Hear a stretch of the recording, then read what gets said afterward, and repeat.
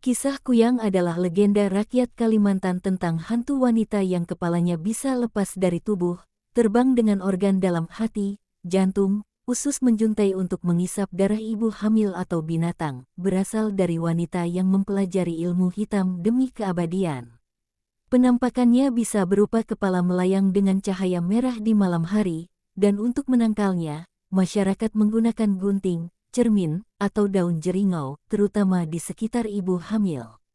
Ciri-ciri Kuyang: wujud, kepala wanita dengan rambut panjang, terbang di malam hari, dengan organ dalam jantung, hati, usus terlihat menjuntai di bawahnya.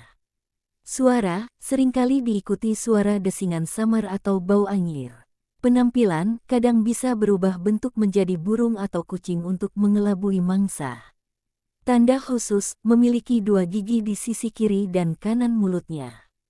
Asal-usul dan mitos. Ilmu hitam diyakini berasal dari wanita yang mempelajari ilmu hitam untuk awet muda dan keabadian, seringkali melalui perjanjian dengan makhluk halus. Mangsa paling sering menargetkan ibu hamil, mengisap darahnya hingga bayi meninggal, tetapi juga bisa menghisap darah hewan.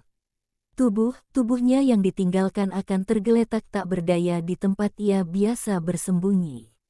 Bisa melepas kepala dari bagian tubuhnya dan terbang bersama organ tubuhnya seperti jantung, hati, usus dan ginjal. Bila Kuyang terbang pada malam hari, biasanya diikuti dengan semacam lampu merah atau lampu kecil. Kuyang adalah manusia biasa yang menyatu dengan lingkungan sekitar pada siang hari. Namun, dia berkeliaran di malam hari hanya dengan mengenakan kepalanya. Kuyang mempunyai 2 gigi di sisi kiri dan kanan mulutnya. Kuyang biasanya mencari mangsa pada malam hari. Ada kisah dari Kalimantan Timur yang dialami oleh sebut saja Pak Chandra. Kisah tersebut terjadi pada saat beliau memiliki anak pertama yang baru lahir pada tahun 1988 sebut saja Ade. Pak Chandra bekerja di sebuah perusahaan terbesar di Bontang, Kalimantan Timur. Pak Chandra merantau di luar Pulau Jawa karena tawaran pekerjaan dengan gaji yang lumayan. Pak Chandra berasal dari Tuban, Jawa Timur. Pak Chandra memiliki anak pertama yang lahir dari buah pernikahan beliau dengan istri, Bu Wati.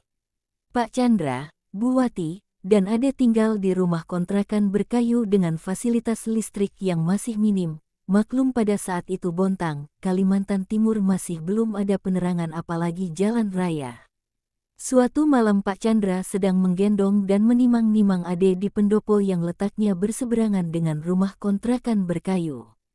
Kala itu waktu menunjukkan jam 22. Tiba-tiba saja Ade menangis. Mendengar tangisan Ade, Pak Chandra menenangkan Ade. "Aduh Ade sayang, kamu kenapa nangis? Ayo dong jangan nangis. Kap, anak manis, anak pintar, jangan nangis ya," ujar Pak Chandra. Pak Chandra masih mencoba terus untuk menenangkan Ade supaya tidak nangis lagi.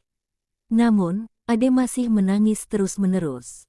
Pak Chandra merasa heran dengan Ade yang masih menangis terus-menerus. Tidak ada demam pada tubuh. Setelah Pak Chandra pergi berangkat kerja, Bu Wati mengawasi dan menjaga Ade yang saat itu tertidur pulas di kamar. Bu Wati merasa heran saat mendengar apa yang dikatakan Pak Chandra. Setiap malam Pak Chandra merasakan keanehan yang terjadi pada Ade. Ade yang menangis terus-menerus setiap jam 24 di gendongan Pak Chandra. Pak Chandra merasa bahwa ada sesuatu yang janggal yang menghampiri Ade. Pak Chandra menganggap bahwa ada makhluk halus yang mengganggu Ade. "Bu, setiap malam kok Ade masih nangis terus-menerus?" tanya Pak Chandra. "Waduh, ibu malah jadi khawatir tuh," ujar Bu Wati. Keesokan paginya saat Pak Chandra sedang libur, Pak Chandra pergi untuk mencari paranormal yang ada di Bontang. Sembari mengetuk pintu, Pak Chandra mengucapkan, "Permisi." "Ya, silakan masuk," ujar Pak Maning. "Maaf ini dengan siapa ya?" tanya Pak Maning. "Saya Pak Chandra," ujar Pak Chandra. Dengan rasa penasaran, Pak Chandra fokus menatap Pak Maning. "Saya mau sowan ke tempat Bapak mau meminta solusi dari Bapak, karena anak saya, Ade setiap malam dia selalu nangis gak berhenti-berhenti," ujar Pak Chandra. "Baik Pak, Saya akan mencoba menerawang di mangkuk yang berisi air untuk mencari penyebab anak Bapak yang selalu menangis terus-menerus tiap malam, ujar Pak Maning. Dengan rasa penasaran, Pak Chandra fokus menatap Pak Maning. Setelah saya terawang, anak Bapak sedang diganggu kuyang, ujar Pak Maning. Hah, kuyang itu apa Pak? Tanya Pak Chandra. Kuyang itu sosok hantu jadi-jadian Pak. Kuyang menampakkan wujudnya dalam bentuk kepala perempuan berambut panjang dengan jantung, hati, dan usus. Kuyang selalu mengincar bayi yang baru lahir dengan cara menghisap darah bayi hingga bayi mati dalam kondisi sekujur tubuh membiru.